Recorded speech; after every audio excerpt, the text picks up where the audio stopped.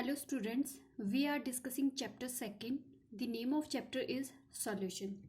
Previous lecture में हमने बात की थी कॉलिगेटिव प्रॉपर्टीज़ के बारे में. ठीक है, कॉलिगेटिव प्रॉपर्टीज़ आपकी ऐसी प्रॉपर्टीज़ होती है सॉल्यूशन की, डाइल्यूट सॉल्यूशन की, जो डिपेंड करती है आपकी number of moles of the solute particle, या हम बोल सकते हैं कंसंट्रेशन ऑफ सॉल्यूट पे डिपेंड करती है. ठीक है, अब हमने बात की थी 4 टाइप्स ऑफ प्रॉपर्टीज़ के बारे में. ठीक है, कॉलिगेटिव प्रॉपर्टी.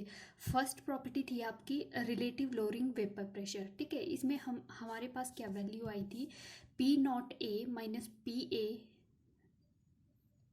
ठीक है, अपॉन पी नॉट ए.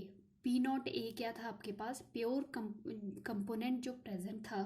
ठीक है, सॉल्वेंट जो था उसका वेपर प्रेशर. ठीक है, और जो पी ए था वो सॉल्यूशन का जो सॉल्यूशन फॉर्म हुआ उसमें क्या है, जो सॉल्वेंट प्रेजेंट था उसका पार्शियल वेपर प्रेशर. ठीक है, और ये किसके इक्वल था, X V, mole fraction of solute. और इसको हम क्या लिख सकते हैं, और मोल फ्रैक्शन किसके इक्वल होता है, N A upon N A plus N B. Means ये number of solute upon number of moles of solute plus solvent. ठीक है, तो यहाँ से फिर हमने क्या देखा कि जो आपके रिलेटिव लोअरिंग वेपर प्रेशर है, ठीक है, वो क्या है, नंबर ऑफ सॉल्यूट जो आपके प्रेजेंट है सॉल्यूशन में, ये प्रॉपर्टी उस पर क्या है, डिपेंड करती है. ठीक है, फिर नेक्स्ट हमने बात की थी elevation in boiling point temperature. ठीक है, इसमें हमारे पास delta T B is equal to K B into M. ठीक है, जो डेल्टा टी बी था वो क्या था आपका elevation in boiling point temperature. ठीक है, तो यहाँ पे के बी क्या है, ये एम क्या था, मोलैलिटी. तो ये किस पे डिपेंड करती है, number of moles of solute upon mass of the solvent in के जी. ठीक है, तो ये भी आपकी एलिवेशन जो इन बॉइलिंग पॉइंट कॉलिगेटिव प्रॉपर्टीज़ है, क्योंकि ये भी डिपेंड कर रही है आपकी number of moles of solute particle. फिर हमने नेक्स्ट बात की थी डिप्रेशन इन फ्रीजिंग पॉइंट. ठीक है, डिप्रेशन होता है डिक्रीज इन फ्रीजिंग पॉइंट. ठीक है, तो यहाँ से हमारे पास क्या वैल्यू आई थी, delta T F is equal to K F into M. ठीक है, एम क्या है, मोलैलिटी. यहाँ पे भी मीन्स ये भी number of moles of solute पे डिपेंड करती है. फिर लास्ट हमने प्रॉपर्टी जो फोर्थ प्रॉपर्टी थी वो क्या थी, ऑस्मोटिक प्रेशर. यहाँ पे हमारे पास वैल्यू आई थी pi is equal to M R T. ठीक है, तो यहाँ पे जो एम है वो किसके इक्वल है, number of moles of the solute upon volume of the solution. ठीक है, इन लीटर. तो यहाँ पे आर टी से क्या है, मल्टीप्लाई कर दिया. तो ये भी प्रॉपर्टी आपकी ऑस्मोटिक जो प्रेशर है वो भी डिपेंड कर रहा है आपका number of moles of the solute. ठीक है, तो ये जितनी आपकी 4 प्रॉपर्टीज़ थी ये आपकी क्या है, डिपेंड कर रही है number of moles of solute particles पे. ठीक है, तो ये नंबर ऑफ मोल्स पे डिपेंड कर रही है. ठीक है, तो यहाँ पे हमने बात की थी डाइल्यूट सॉल्यूशन की. ठीक है, डाइल्यूट सॉल्यूशन के, और जो सॉल्यूट हमने यूज़ किया था, ठीक है, वो क्या था आपके पास, नॉन इलेक्ट्रोलाइट. ठीक है, यहाँ पे हम बात कर रहे थे नॉन इलेक्ट्रोलाइट सॉल्यूट के बारे में, इलेक्ट्रोलाइट सॉल्यूट के बारे में. ठीक है, नेक्स्ट हम बात करेंगे इलेक्ट्रोलाइटिक जो सॉल्यूशन होता है. ठीक है, जो क्या है, इलेक्ट्रोलाइटिक जो सॉल्यूशन होता है वो क्या है आपका, सॉल्यूशन में जाके क्या है, वो आयंस में ब्रेक हो जाता है. ठीक है, और जो नॉन इलेक्ट्रोलाइट होते हैं ये क्या है, सॉल्यूशन में जब ये सॉल्यूट पार्टिकल्स जो नॉन इलेक्ट्रोलाइट सॉल्यूट होते हैं आपके, ये क्या है, सॉल्यूशन में जाके क्या है, आयंस में ब्रेक नहीं होते. They do not dissociate into ions in the solution. ठीक है, सॉल्यूशन में जाके ये क्या है, आयंस में डिसोसिएट नहीं होते हैं. ठीक है, अब हम इलेक्ट्रोलाइट सॉल्यूट की बात करेंगे नेक्स्ट जो लेक्चर में है. ठीक है, इलेक्ट्रोलाइटिक सॉल्यूट जो होते हैं आपके, ऐसे सॉल्यूट होते हैं जिनको क्या है, सॉल्यूशन में जब हम डालते हैं तो वो क्या है, आयंस में आपके डिसोसिएट हो जाते हैं. फॉर एग्जांपल NaCl है आपका. ठीक है, तो उसको अगर हम डिसॉल्व करते हैं तो वो आयंस में डिसोसिएट हो जाता है, ठीक है। जैसे NaCl है, तो ये आपका इलेक्ट्रोलाइट सॉल्यूट है, ठीक है। तो ये Na positive Cl negative ions में डिसोसिएट हो जाता है, ठीक है। अब हम कुछ एक इम्पॉर्टेंट टर्मिनोलॉजी के बारे में बात करेंगे जो ऑस्मोसिस से रिलेटेड है, ठीक है। फर्स्ट है आपके पास आइसोटोनिक सॉल्यूशन। आइसोटोनिक सॉल्यूशन क्या होते हैं आपके? Two solution having the same osmotic pressure at the given temperature is called isotonic solution. There is no osmosis between these two solution, ठीक है। आइसोटोनिक सॉल्यूशन होते हैं जब आपके क्या है जो गिवन टेम्परेचर पे क्या है टू सॉल्यूशन का जो ऑस्मोटिक प्रेशर है वो इक्वल होता है, ठीक है। पाई 1 इज इक्वल टू पाई 2, ठीक है। जब सॉल्यूशन 1 और सॉल्यूशन 2 का क्या है आपका जो ऑस्मोटिक प्रेशर है वो इक्वल होता है, ठीक है। उसमें क्या है आपकी कोई भी ऑस्मोसिस नहीं होती है दोनों सॉल्यूशन के बीच में, ठीक है। तो यहाँ से जो N1 इक्वल टू N2 मतलब equal volume of isotonic solution will have equal mole of solute under the isothermal condition. Next है आपके पास hypertonic solution. Hypertonic a solution having more osmotic pressure than the other solution is called hypertonic solution. Hypertonic solution होता है अगर आपके पास एक जो solution है उसका ऑस्मोटिक प्रेशर दूसरे सॉल्यूशन से क्या है आपका हाई होता है, ठीक है। फॉर एग्जांपल सॉल्यूशन 1 है आपके पास, ठीक है। यहाँ पे सॉल्यूशन 2 है, ठीक है। तो इसका ऑस्मोटिक जो प्रेशर है वो क्या है पाई 1 पाई 2, ठीक है। तो पाई 1 आपका ग्रेटर देन पाई 2 है, ठीक है। मतलब 1 सॉल्यूशन का आपका क्या है ग्रेटर ऑस्मोटिक प्रेशर है as compare to second solution, ठीक है। ऐसे सॉल्यूशन को क्या बोलते हैं हाइपरटोनिक सॉल्यूशन, ठीक है। नेक्स्ट है आपके पास हाइपोटोनिक सॉल्यूशन। हाइपोटोनिक सॉल्यूशन क्या होते हैं? A solution having less osmotic pressure than the other solution is called hypotonic solution, ठीक है। हाइपोटोनिक सॉल्यूशन ऐसे सॉल्यूशन होते हैं जिसमें क्या है जो ऑस्मोटिक प्रेशर है एक सॉल्यूशन का क्या है लेस होता है as compare to other solution, ठीक है।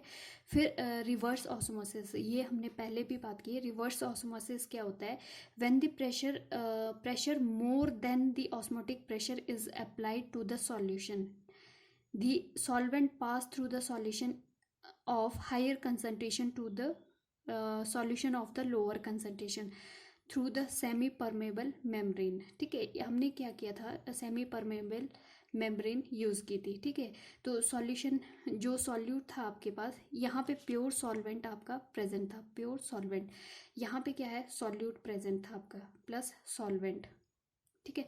यहाँ पे सेमी परमेबल मेम्ब्रेन थी, ठीक है। कि ये क्या है आपके सॉल्यूट पार्टिकल को तो पास होने देता है, लेकिन जो आपके सॉल्वेंट के पार्टिकल को है सॉरी सॉल्यूट के पार्टिकल को क्या है पास नहीं होने देता है, क्योंकि सॉल्यूट के पार्टिकल क्या है एज कम्पेयर टू सॉल्वेंट ज़्यादा बड़े होते हैं और इसमें क्या है पोर्स जो होते हैं वो स्मॉल होते हैं, ठीक है। तो ये सॉल्यूट पार्टिकल को तो यहाँ से मूव नहीं करने देगा, ठीक है, लेकिन सॉल्वेंट के पार्टिकल क्या है मूव कर सकते हैं। तो यहाँ पे क्या है जो आपके सॉल्वेंट के पार्टिकल है वो क्या है high concentration to low concentration move कर रहे हैं सॉल्वेंट के पार्टिकल, ठीक है। और सॉल्यूट के तो कहीं भी मूव नहीं कर रहे, वो इस कंटेनर में आपके प्रेजेंट है, ठीक है।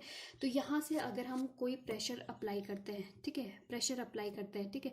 अगर हमने प्रेशर अप्लाई किया है कि मतलब जो ऑस्मोसिस हो रही है मतलब सॉल्वेंट यहाँ से मूव कर रहा है वो रुक जाए, ठीक है। तो उसको क्या बोलते हैं ऑस्मोटिक प्रेशर। अगर हमने ऑस्मोटिक प्रेशर से क्या है हाई प्रेशर अप्लाई किया है मीन्स जो जितना भी सॉल्वेंट यहाँ पे प्रेजेंट है वो क्या है मूव हो जाए आपका यहाँ पे, ठीक है। तो यहाँ से क्या है आपका मूव कर रहा है सॉल्वेंट जो particle low concentration to high concentration, या हम बोल सकते हैं हायर जो आपकी कंसंट्रेशन है सॉल्यूशन की टू लेस कंसंट्रेशन, ठीक है। तो यहाँ पे क्या है आपका जो ये कंप्लीट जो प्योर सॉल्वेंट है वो यहाँ पे मूव करना स्टार्ट हो जाएगा, ठीक है। इसको क्या बोलते हैं रिवर्स ऑस्मोसिस। ठीक है। नेक्स्ट है आपके पास आइसोबैरिक सॉल्यूशन। आइसोबैरिक सॉल्यूशन क्या होती है? At same temperature the solution containing equal vapour pressure are known as isobaric solution. Isobaric solution क्या होते हैं? अगर सेम टेम्परेचर पे सॉल्यूशन के जो वेपर प्रेशर है इक्वल होते हैं, ठीक है, are known as isobaric solution. ठीक है, at the same temperature the solution containing equal vapour pressure are known as isobaric solution. ठीक है, अब है आपके पास एबनॉर्मल मोलर मास। ठीक है, ionic compounds when dissolve in water dissociate into cations and ions. ठीक है, जितने भी आपके आयोनिक कंपाउंड्स है, आयोनिक कंपाउंड्स क्या होते हैं आपके, जो क्या है, कैटायंस और एनायंस क्या है, मिलके क्या फॉर्म करते हैं, कंबाइन होते हैं तो क्या फॉर्म करते हैं? Ionic compounds. ठीक है, फॉर एग्जांपल अगर हम बात करें KCl, ठीक है, तो यहाँ पे ये K पॉजिटिव और Cl नेगेटिव आयन से फॉर्म होता है।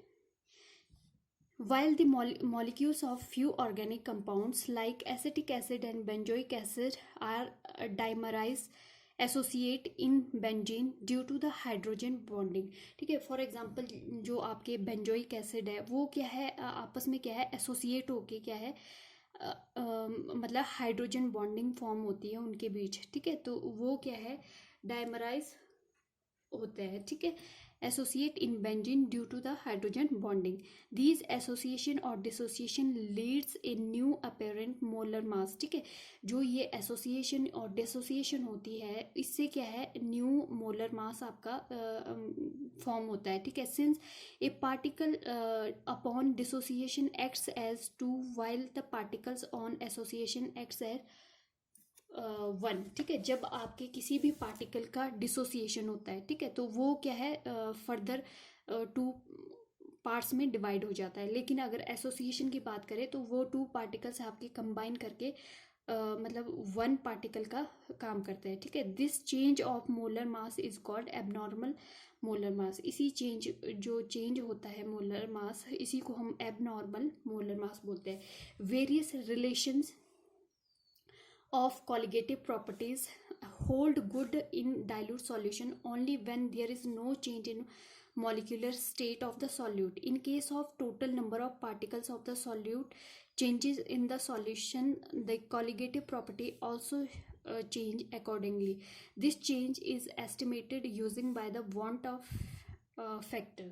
ठीक है, आपके पास क्या है, जो इस टाइप से जो एसोसिएशन और डिसोसिएशन हो रहा है, ठीक है, इसका क्या है, नंबर ऑफ जो सॉल्यूट पार्टिकल्स प्रेजेंट है आपके, उस पर क्या है, इफेक्ट पड़ता है। ठीक है, तो कॉलिगेटिव जो प्रॉपर्टीज़ है वो भी आपकी क्या है, चेंज होती है। ठीक है, तो जो आपका